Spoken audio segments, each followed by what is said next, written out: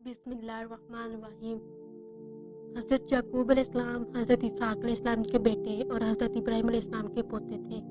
आप अलैहिस्सलाम की बशारत अल्लाह ताला ने हज़रत इसहाक़ अलैहिस्सलाम की वलादत के वक्त ही हज़रत इब्राहीम अलैहिस्सलाम को सुना दी थी। हज़रत याकूब अलैहिस्सलाम का लक़ब इसराइल यानी अल्लाह का बंदा है और आप अलैहिस्सलाम की नस्ल से वजूद में आने वाले लोग बनी इसराइल यानी इसराइल की औलाद कहलाए। बनी इसराइल में अल्लाह ताला ने बहुत से नबी महबूस फरमाए।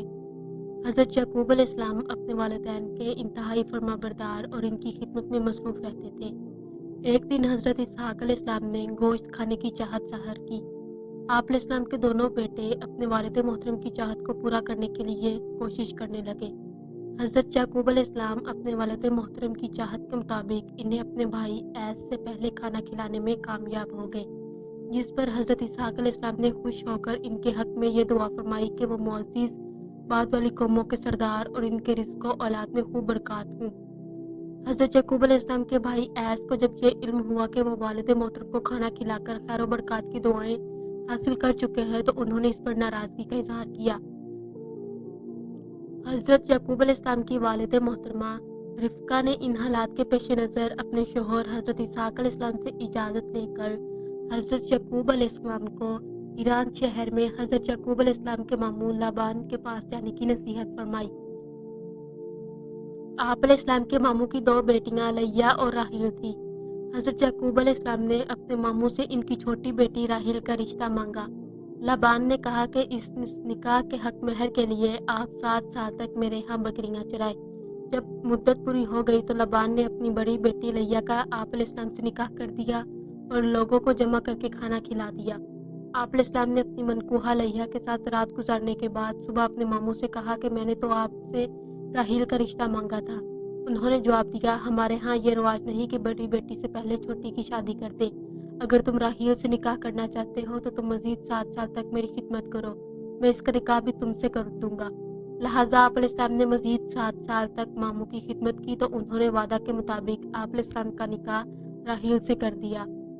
लबान ने बतौर खादमा अपनी बड़ी बेटी लैया को जुल्फ़ी नामी लौंडी और अपनी छोटी बेटी राहील को बिल्हा नामी लौंडी दी।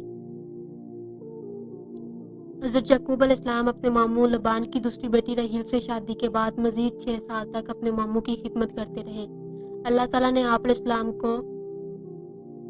की पहली बीवी लैया के बतन से 6 बेटे और 1 बेटी अता फरमाए।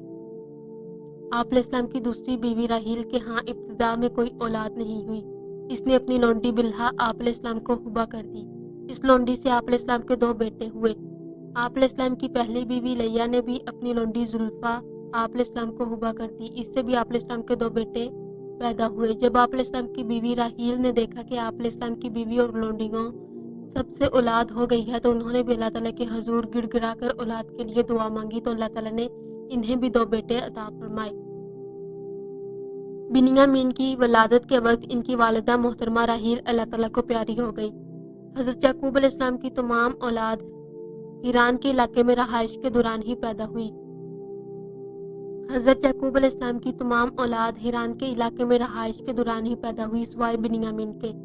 अपने मामू के यहाँ 20 साल गुजारने के बाद आप अलैहिस्सलाम बहुत से मालो दौलत के साथ वापस अपने आबाई इलाका कुनान में तशरीफ़ ले आए।